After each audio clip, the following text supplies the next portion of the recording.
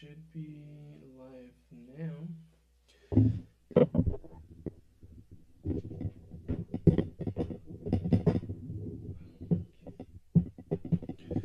All right. Sorry for the noises. And we should be live right now. Let's see. I want to check that. And since we don't have any live audience yet, I don't know if it's live. So I check. I go to my Twitch and I manually check that. And it says I'm live. All right, perfect. So welcome to the weekly live stream. And this time I want to test Imaginando's LK app. It's LK app is a really cool app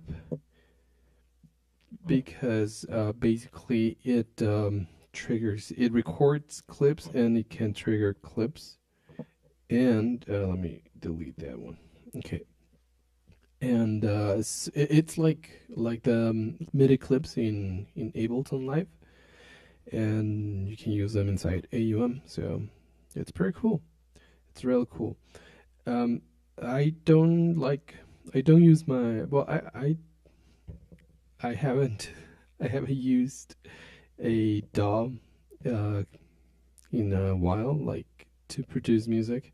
I usually just come up with loops and arrange those in AUM and kind of do like Dallas jams and use that for music creation. But in the live looping community, I happen to know that there are many people interested in looping Midi and doing that live loop Midi, of course. So I will be testing Imaginando's LK app for that purpose. There used to be another MIDI looper called I think it was Infinite Looper or a left looper. I don't remember, and that was interesting. Something I didn't really like about it is that you had to choose the length of your loop before you did it, and sometimes it depends on the style of live looping that you do. But when you're just riffing and you're improvising, it's not particularly cool to have a preset loop length and to have to decide that and to know what or like if you preset that before you start your set and then you're jamming and improvising and then you start a MIDI loop and it has to be a certain number of bars. That's not super cool, but that's one thing that I liked about Imaginando, that it theoretically gives you the opportunity to just trigger the record of the loop, and then when you press the same clip or you click on or tap on the same clip, you can just the whatever you record, it starts looping.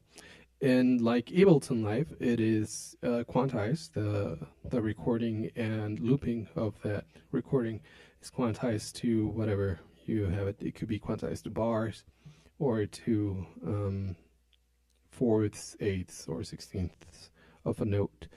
And so yeah, now I have a set here. It's a very quickly, I came up with it very like couple of minutes before, 30 minutes before this live stream. I wanted to from the oh no, something happened to my screen. Let me check what's going on there. I think I lost a connection from my iPhone to the screen. Now that could be a problem. Oh no, I know why. There we go. That should work, huh? Are you working? Is that working? It's not. Yeah, so let me try that one more time. Now, we may lose connection. the audio, the we may lose audio. Anyway, so before the well, not before last week. Sorry, I'm thinking about this screen sharing problem that I'm having. So let's move that over here.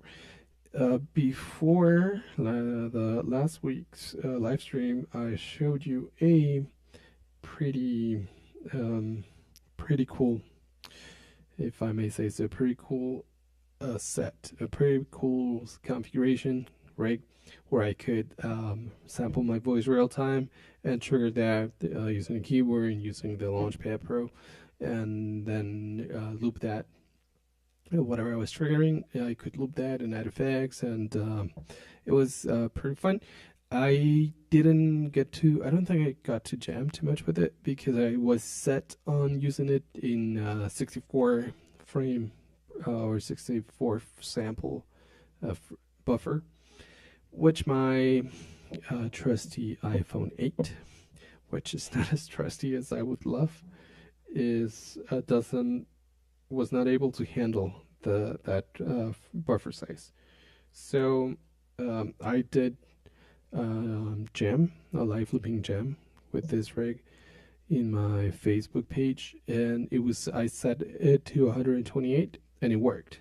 Then on the weekend I tried it again, but this time I added one more instance of Koala effects.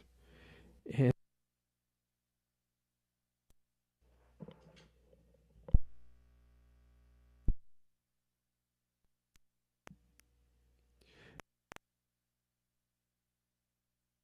yeah, there we go. Yeah, sorry about that. We lost audio because um, I sent the screen thing to air, or what, I don't know how to explain this, but basically I try to share the screen and it also shares the audio.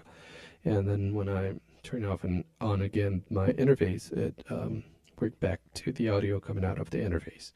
So yeah, I did the jam using a 128 uh, buffer size, but I added a Koala Effects instance.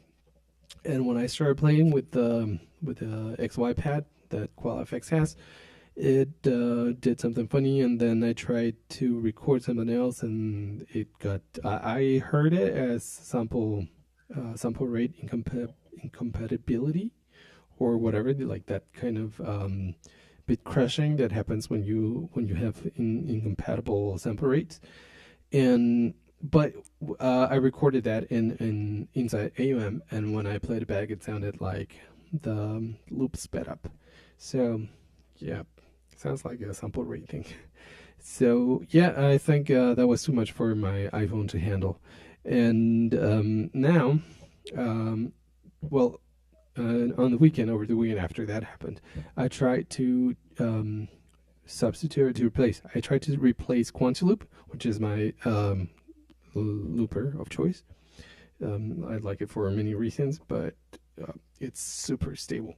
And I was thinking, like, maybe if I use the audio unit looper, that could work better. But I tried LK7, or I don't remember. There's a looper by AudioKit, or that uses AudioKit, and that didn't work. It has a few bugs that didn't work. And then I tried Gauss, the one that Heimbach and Bram Boss did. That's super cool. The thing is that the only thing I didn't like about that is that once the length, once you record a loop, and if you raise that, I didn't find a way to set it to the I don't know how to say that. I don't know how to explain. The thing is that I recorded a loop, and then the loop length was set by that, and I didn't find a way to reset it so that I could uh, like make a loop of a different length and different tempo, and that it would work. I don't know if that makes sense, but That's what happened. I don't know if it makes sense to you. But so that's why I thought of this live looping, MIDI live looping thing. And sorry, because I'm talking a lot and I probably should be doing stuff, right? But that's the way this thing goes. So if you don't like the style of this, you can leave that in the comments and tell me how annoying my voice is. I would appreciate that actually, because I don't have any comments for this weekly live streams. So basically, what I have here is I have noise, which is becoming my favorite drum sample thing.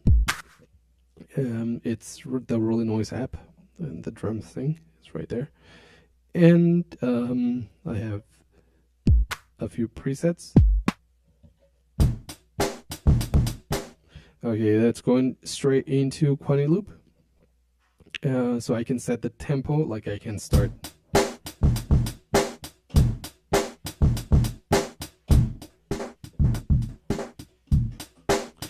And the tempo is set by that first loop. So then whatever I do inside LK, it's gonna sync to that tempo. So that's why I thought that was a good idea. I also have this. Ooh, that's loud. Why is that loud? I don't know. I have this thing. It's contact microphone inside a plastic jar. And that also has some reverb, and that is also going straight into Quantity Loop. And then I have 3 synths. I have Ripple Maker, that's going to be doing the bass sounds. I have Synth Sphere. What's the name of this thing? Synth Sphere, I think. And so that's gonna take handle of that kind of polyphonic synthesizers. And I have tines for the Wordly Road sound, and all of those have. Ooh, it sounds like this one doesn't have it.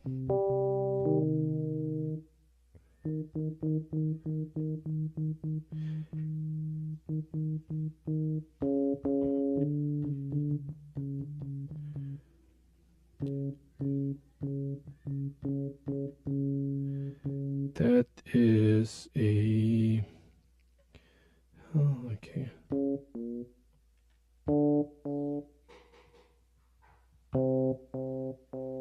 There we go. I was looking for that for the delay. That Tines has a delay, send going to delay, and Synth Sphere should also have a delay on this one, yeah. And so I'm going to jam and see how stable this thing is. Now that I think about it, I didn't map this or anything. Let's map that. I'm going to map the sequence in glitchcore to this switch. This is by the way, this is let me, before going into, I know I've been talking about a lot and I should probably be jamming and making noise, but if you like that, if you like that style of videos where people just play around with stuff and don't explain anything, you can tell me in the comments. Meanwhile, I'm gonna keep explaining stuff. So this is the Midi Fighter Twister. A couple of people have asked me when I post pictures or videos on the iPad Musician Facebook group, which you should join because it's really fun.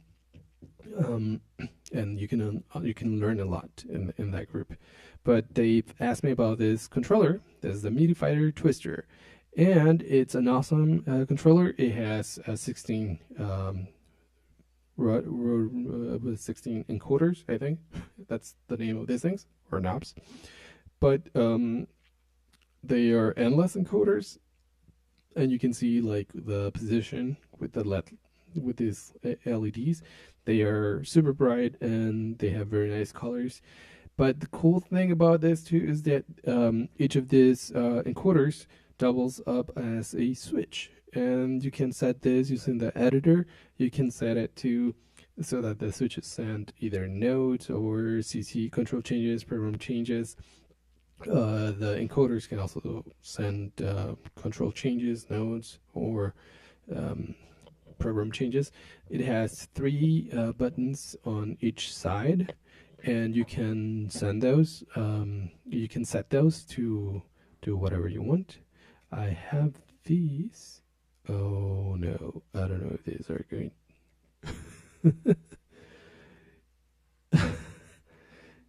This is going to be interesting because I don't know.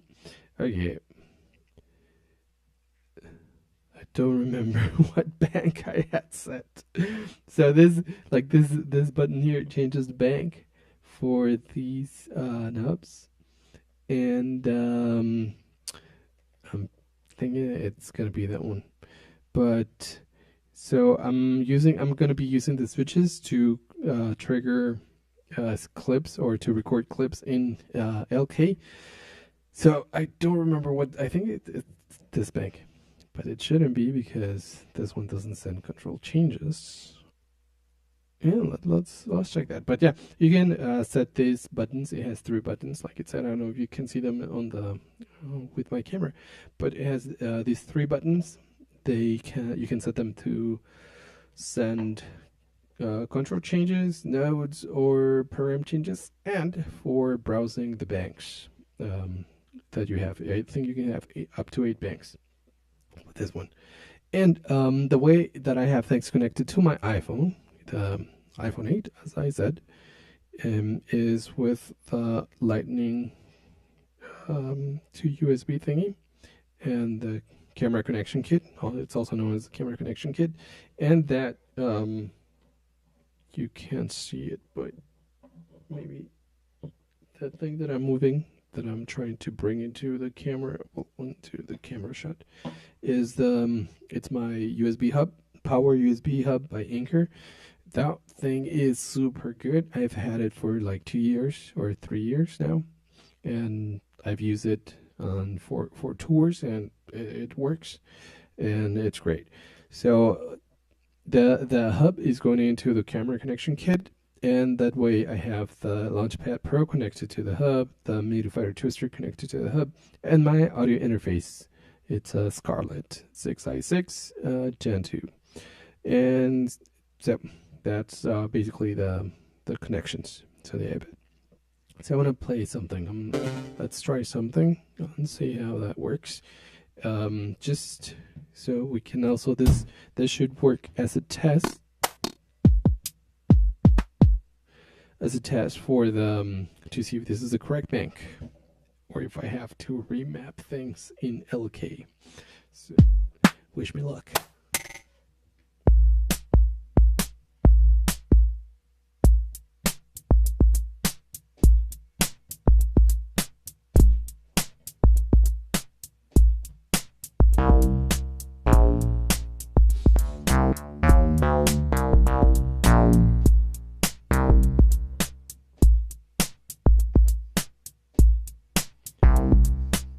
Ooh, cool, it worked. So let's erase that. Let's delete that and try one more time.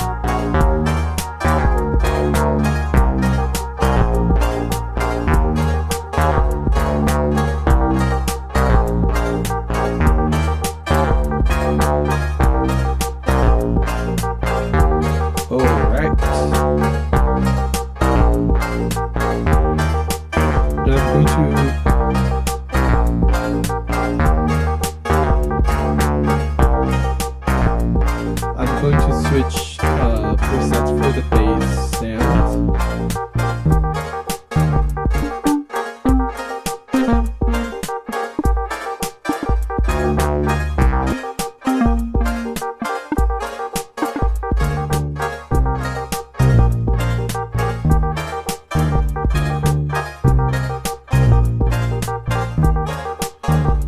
And I'm going to stop.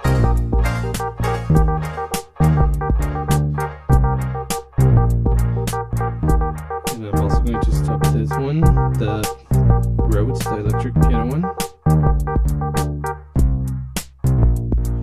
And I think I know what the thing is with the delay. But okay, so let's retrigger.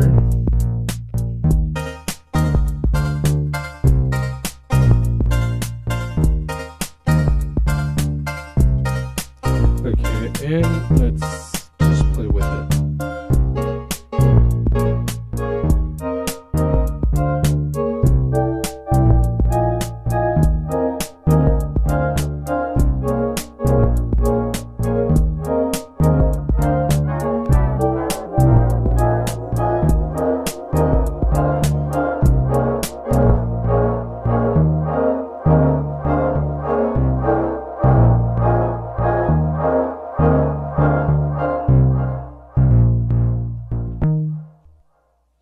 Okay, so well, it works. This is working now. Let's I'm gonna jam a little bit more and see how stable this thing is. Now I didn't come up with a way to manually to map the delete or to reset whatever is going on here in LK with controller. But okay, so let's see how that works. Let's see what else we can do.